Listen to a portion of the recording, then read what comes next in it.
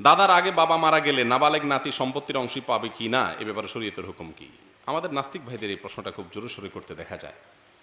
আপনারা জানেন ইসলাম শরীয়তের বিধান হলো বাবা মারা গেলে সন্তান মিরাজ পায়, অংশ পায় সম্পত্তিতে। কিন্তু বাবা যদি মারা যান দাদা বেঁচে থাকতে, তাহলে দাদার সম্পত্তিতে নাতি, যে নাতির বাপ মারা গেল সে নাতি নাতনিরা কি পায় না? অংশ পায় না। কেন পায় না বলেন তো?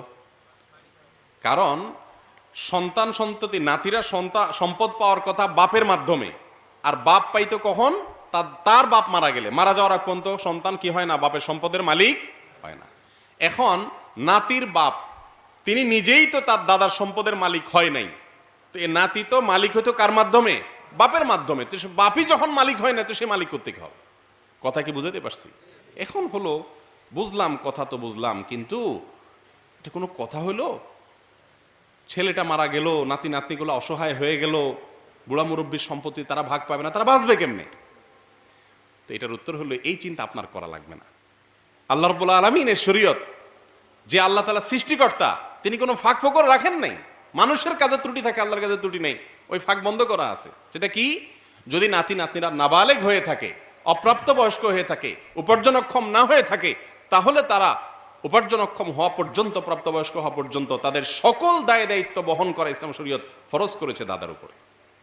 কথা কি বুঝাতে পারছি? অতএব আপনার টেনশনের কারণ না, শরীয়ত সে ব্যবস্থা রাখছে। শুধু সেটাই নয়, আপনি বলবেন বুঝছেন, খাওয়ান পরন তো দিল, বুঝলাম, একটু সহায় সম্পত্তি না থাকলে কেমনি কি?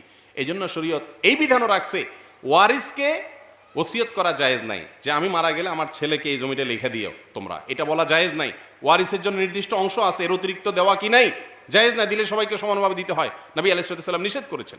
কিন্তু ওই দাদা যদি তার ছেলে মারা যাওয়া ছেলের ঘরের নাতিদেরকে মনে চায় সম্পত্তি লিখে দিতে, যেহেতু ওদের বাপ নাই, ঠিক আছে ওদের লিখে দিলাম, তো জীবিত থাকতেও লিখে দিতে পারেন, আবার মারা যাওয়ার পরে দেওয়ার জন্য ওসিয়ত করার ইখতিয়ার শরীয়তে আছে, কারণ তারা ওয়ারিস না।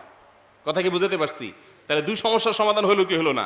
খাওয়ার ভরণ পোষণের ব্যবস্থা হলো বাধ্যতামূলকভাবে, দাদা ওয়াজিব, তার জন্য ফরজ। আবার সম্পত্তি মিরাস হিসাবে না দিলে কি হবে?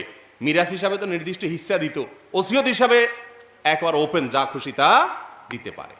তাহলে সমাধান আছে না না ইসলামে? নাস্তিকরা মাথা নষ্ট করে লাভ নেই, শরীয়তে সব সমাধান আছে, তুমি জানো না। এরপরের প্রশ্ন, আমি আপনার নিয়মিত একজন শ্রোতা, ইউটিউব এবং ফেসবুকের মাধ্যমে আপনার আলোচনা শুনি এবং আমল করার চেষ্টা করি। একজন অবাধ্য সন্তানের মা মারা গেছে, সে তার মায়ের কাছে ক্ষমা চাইতে পারলো না, তার করণীয় কি? খুবই কপাল পড়ার কথা ভাইরা আমার। মা বাপ শুধু না, যে কোনো মানুষ, আপনি একজনের সাথে একটু জোরে কথা বলে ফেলেছেন, এটা একসাথে দুনিয়াতে চলতে গেলে হয়, মানুষের হয়। আমি আমারটা যদি আপনাদেরকে শুধু বোঝার জন্য বা উৎসাহিত করার জন্য বলি, মা বাবার সাথে সন্তানদের মাঝে মধ্যে আওয়াজ একটু বড় হয়ে যায়, ছোট হয়ে যায়। সংসারে থাকতে গেলে, বিশেষ করে আমাদের মতো গরিব দেশে একসাথে থাকতে গেলে মিলেমিশে দুটা পাতিল একসাথে থাকলে টুনটান বাড়ি হয়। যখনই হবে এক মুহূর্তে দেরি করবেন না।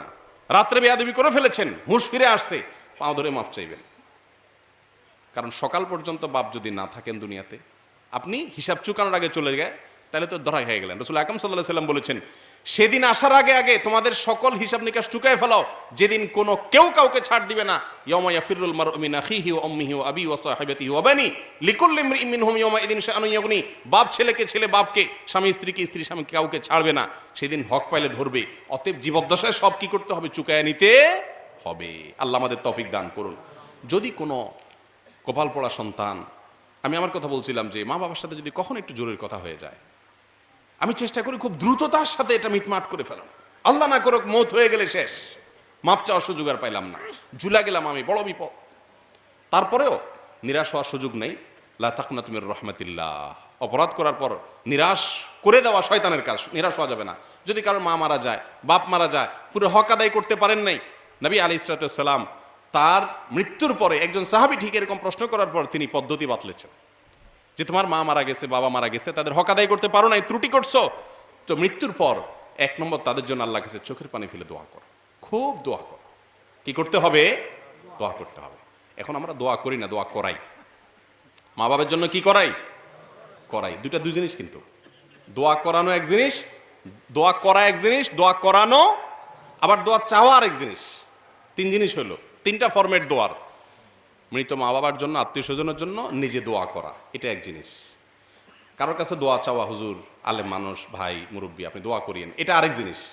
এই দুইটা জায়েজ আছে, করাও জায়েজ আছে, চাওয়াও জায়েজ আছে। সাহাবা একরাম রাসূলের কাছে দোয়া চাইছেন, নিজেরাও করছেন, কিন্তু করানোটা জায়েজ নাই।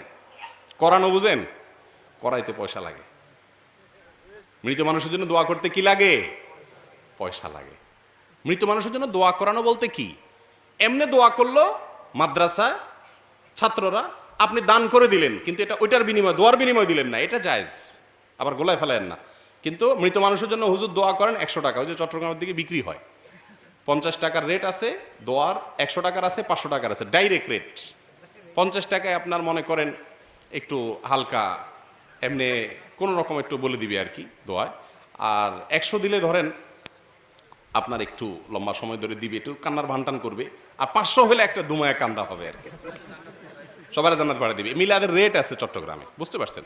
কিন্তু মাদ্রাসাতে আপনি টাকা দান করলেন অভাবী ছেলেদের জন্য, মেয়ে ছাত্রদের জন্য সদকা জারিয়া হিসাবে, আর সাথে আল্লাহর কাছে কি করলেন?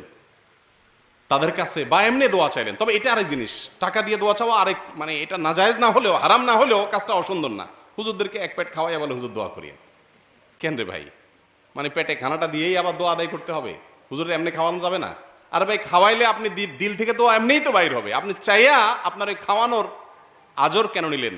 আল্লাহ তাআলা নেককারদের বৈশিষ্ট্য বলতে গিয়ে সূরা দাহারে বলেছেন, ওয়ায়ুতঈমুনা আত-তুআমা আলা হুব্বিহি মিসকিনা ওয়া ইয়াতীমা ওয়া আসীরা ইন্নামা নুতঈমুকুম লিওয়াজহিল্লাহ লা নুরিদু মিনকুম জাযাআন ওয়ালা শুকুরা। আপনি আলেমরে খাওয়ায়া বলতেছে হুজুর দোয়া করেন, তাহলে তো আপনি জাযা নিলেন খাওয়ায়া।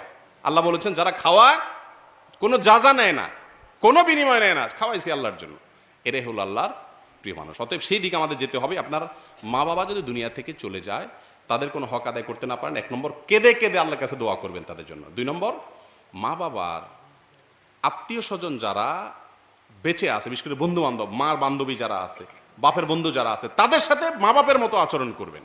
কথা কি বুঝাতে পারছি?